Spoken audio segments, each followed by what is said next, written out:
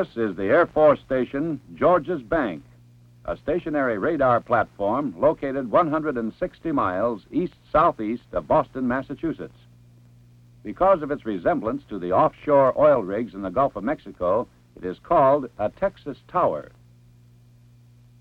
This film is a photographic report of the first of a chain of these towers to be placed along the Atlantic coast to form a radar guard against surprise attack from the sea and to act as control centers for defending fighter aircraft. Here is a scale model of the final design. The triangular shape provides adequate space for personnel and equipment, as well as ample deck area for helicopter landings. And the three legs, firmly embedded in the ocean floor, provide a stable platform support with a minimum resistance to wave action. The deck house at the rear of the platform contains electronic equipment. On the deck house are three of the now famous Arctic radomes, which protect the radar antennas from the effects of the North Atlantic weather. The main deck of the platform is 83 feet above mean low water. The radar antennas are raised high above the deck. The helicopter landing area and two boom derricks are seen forward of the deck house. On the shore side of the platform are three microwave antenna dishes, and below is a rotary scaffold for underside maintenance and repair. Frequent bad weather, strong tidal currents, and the remote location made on-site construction impracticable. The platform was to be built ashore and floated to the site. Two problems were involved. Could a structure of this shape and weight be towed over 100 miles to sea, and once there, could it be raised into its position 83 feet above the sea? Model basin tests indicated towing characteristics would be good, even with the three permanent legs and the 12 temporary legs extending 150 feet above the platform deck. These temporary legs would be attached to the platform by 6 brackets placed at the corners of the platform. They would be detached after the platform was lifted into place and rigidly connected to the permanent legs. After the platform reached the site, all 12 temporary legs would be dropped simultaneously to the ocean floor. The problem of raising the platform from the water to 83 feet in the air would be solved by use of air jacks. Mounted around the legs, the jacks would climb upward, carrying the platform with them. Jacking is stopped after the platform breaks water and the permanent legs are lowered. Jacking action is then resumed. Actual construction began in January of 1955 at Quincy, Massachusetts. In order to be towed to sea, the platform, like a ship, had to be watertight. So the beginning of construction was referred to as the keel laying. The main structural frame consists of 3 box girders, visible here as the sides of the platform. These girders are 190 feet long, 20 feet wide, and 20 feet deep, and were fabricated here on the shipways. Inside these girders are 2 decks. On the upper deck, where the man is walking, the power plant and berthing spaces for officers and crew will be placed. Below, on the lower deck, will be the heavier loads, such as boilers, fuel and water tanks, and storage spaces. The mess halls, galley, and maintenance shops will be placed in the triangular area between the girders. Here, a prefabricated section is lowered into the hull of the platform to be welded into place as a part of a wall. It is interesting to note that there were no unusually large subassemblies, as most of the fabrication was done on the platform during building. By May, the platform was nearing completion and was ready for launching.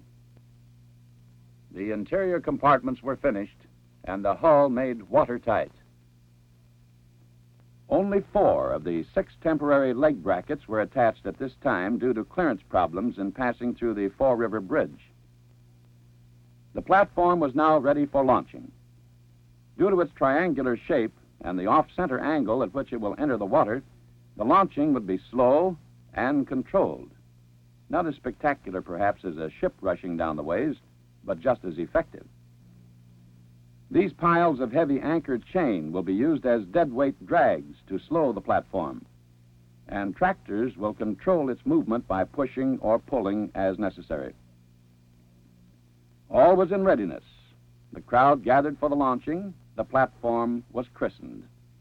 The final restraining plate cut with a torch, and the Texas Tower was on its way to becoming the first Air Force station to be christened and launched. The ways were well lubricated, as you can see from the grease piling up in front of the skid, but the drag chains were effective and slowed the movement of the tower, while the tractors maintained control. The cables were paid out slowly. The platform neared the water, but then slipped sideways, colliding with a concrete footing. Under the platform was a jumble of wreckage, the result of a collapsed way, a mass of splintered timbers. The workmen attacked the debris immediately, but to complete the job, the tower would have to be raised and supported during clearing operations. Air jacks were brought in from the fitting dock for installation, and a huge floating crane was moved to the shipyard to lift the heavy temporary legs aboard. It also lifted this mobile crane onto the deck to assist in setting the legs. The mechanical gripper rings were placed over each leg well. Then, 2 air jacks were placed on each of them and the lifting bars connected. These bars secured the jacks to the platform. Sections of the temporary legs were picked up from barges alongside the platform and lowered into place through each pair of jacks. The platform was now ready for lifting. After connection to air compressors, the controls on each jack were operated manually, and the platform was raised high enough to remove the last of the wreckage. Old pilings were sawed off, crushed lumber hauled out, and cast aside. After the area beneath was completely cleared, the platform was lowered. And the next high tide, with the help of tugs, it was pulled clear and floated. The launching was complete. During the night, the platform was tied under the huge hammerhead crane at the fitting docks in Quincy. Here the permanent legs were added. The lower section is a steel cylinder 15 feet in diameter and 62 feet long. Upon reaching the site, these will be sunk 45 feet into the ocean bottom to form a stable base for the platform. A lower section was placed in the well on each corner of the platform and fastened into place by steel pins. New sections of the permanent legs were brought aboard. These were 10 feet in diameter and were lowered about 1/2 their length into the center of the larger sections. The 2 1/2 foot area between the two will be filled with concrete for additional strength and permanence. During this time, additional 65-foot sections were being added to the temporary legs to bring them near their required height.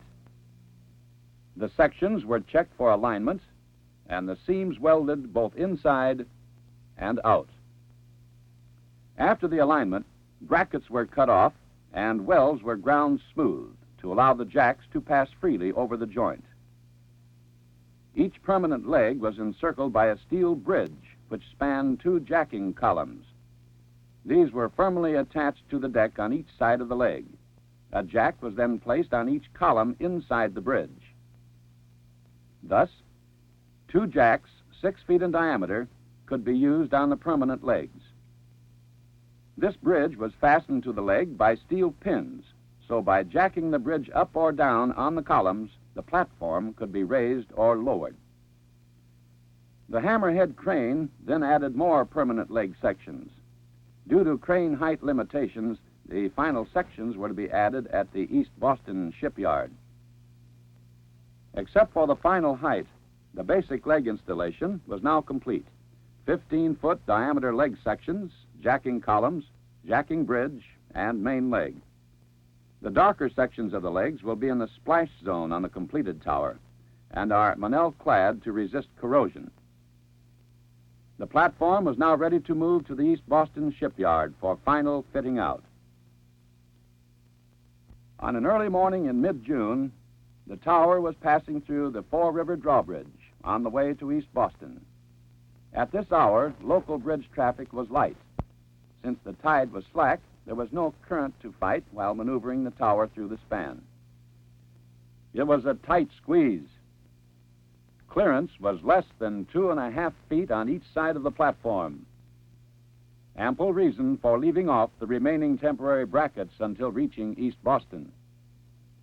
Overhead clearance was also critical.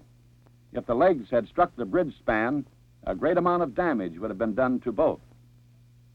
But with the tugs pulling and maneuvering, the legs cleared the span, and the tower emerged unscathed. With a blast of the whistle to signal the bridge operator to close the span, the tower proceeded down the river. By noon, it was approaching the East Boston shipyard. The tugs were pushing now in order to jockey it into its prepared berthing space. The lines were thrown over, and the Texas tower was secured for final shoreside outfitting.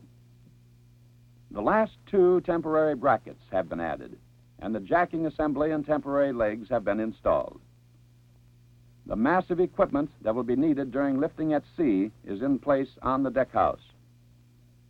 On the main deck is the jack control panel. From here, all the jacks can be operated singly or in unison. With the 12 temporary legs installed, the jacks were put into operation. The weight of the platform forced the legs deep into the mud, at the same time raising the platform. This lifted the deck cranes up to a height where they could add more sections to the tops of the legs. As additional sections were brought aboard and welded into place, the tower was raised further, and the final sections added to the temporary legs, bringing them to their full 195-foot height. Underside details were also added at this time. These permanent well extensions add an additional 10 feet of bracing to the underside of the platform. Preliminary concreting operations were performed here at East Boston. The annular space between the inner leg and the outer caisson was filled with coarse aggregate and concreted by pressure grouting. Due to weight limitations during towing, the cutting edges of the main caisson were filled only to a depth of 14 feet. To make up for time lost during the launching at Quincy, the top section of each permanent leg was not installed, but brought aboard and stowed for installation at sea during jacking operations. The platform has now been lowered and is ready to be towed to sea. The equipment on the deck house was checked for stowage and everything secured for the voyage. Last-minute adjustments were made to the platform, and when the orders were given, the Air Force Station George's Bank was off on its first and last ocean voyage. Underway, the platform was towed by 2 tugs, each with a separate tow line to the platform. In the harbor, where maneuvering was necessary, there were also tugs pushing, but these dropped back when open water was reached. The tower soon passed the limits of Boston Harbor and slowly proceeded to sea. The average speed for the trip was 3 knots, faster than expected as the sea was smooth. The tower arrived at the selected site at night. With the help of the Bear, a ship from the Woods Hole Oceanographic Institute, it was accurately positioned and anchored for several hours to await a favorable tidal current. Then the 12 temporary legs were dropped in unison and jacking was started. By morning, the tower was jacked up enough so that it had stopped bouncing with the waves and was starting to clear the water. As soon as it reached this stage, the permanent legs were gradually lowered. This took 1,800 tons of weight off the platform and afforded 6 more jacks for lifting. Aboard the tower, all were busy. The core drill took samples of the bottom to confirm that the ocean floor was the same as the original borings, a dense gray sand. Jacking operations were progressing steadily as the big jacks climbed slowly up the legs. The tower was well clear of the water, and the work barge has been towed out and moored alongside. The barge carried additional construction materials and supplies to the site. The top section of each permanent leg was welded on during the jacking operations, bringing the legs to their full length.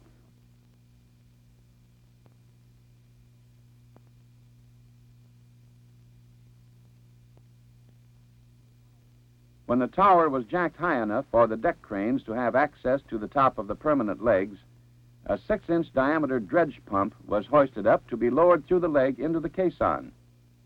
To sink the caisson to its required depth, high-pressure water jets washed the sand from under the edges. The weight of the tower then forced the legs into the resulting hole. The purpose of the dredge pump was to suck the water-sand mixture out of the leg and to pump it into the sea.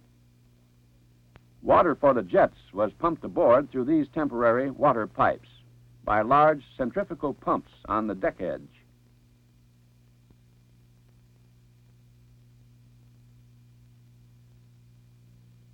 By this time, the tower was almost at its full height. Work was being speeded, for hurricane conditions were forecast, and the tower needed the permanent legs in place and secured for final strength. This tanker brought extra fresh water for concreting operations and crew use. It was pumped aboard to tanks in the platform. The El Sal, an ocean-going tug, was used to ferry men and supplies to the tower from Boston 160 miles away. The dredge pump broke down while working on the first caisson. The assembly was dismantled and hoisted out of the leg. Instead of waiting for repairs, a clamshell and deck crane were pressed into service and finished sinking the 3 caissons. The storm was getting nearer. Personnel not vitally needed aboard the tower were evacuated using the basket, the only means of getting on or off the tower. The full force of the storm missed the tower, however, and work soon got back to normal. But the men were not breathing easily as yet, for the hurricane season was far from over. The cement grout for concreting was mixed on deck. Cement used for fill purposes only was mixed with salt water. If it was classified structural, fresh water was used. The tower is at its full height. The rotary scaffold has been installed. The bridge and jacking columns have been removed, the caissons filled with aggregate, and the permanent legs welded into place. Then the pump forced the grouts, mixed to the consistency of waffle batter, into the bottom of the caissons, filling the voids in the aggregate from the bottom up. When the jacking columns were cut off, they were lowered into the main leg and used as forms. The space between the column and the leg was filled with a structural concrete to give additional strength to the leg. The pipes embedded in the concrete are to bring water aboard for use in the finished tower. The temporary legs were no longer needed, so the jacks were lifted off and one by one the brackets cut loose. Then the entire assembly was pulled out of position by the tug El Sal and towed back to Boston for storage and use on future towers.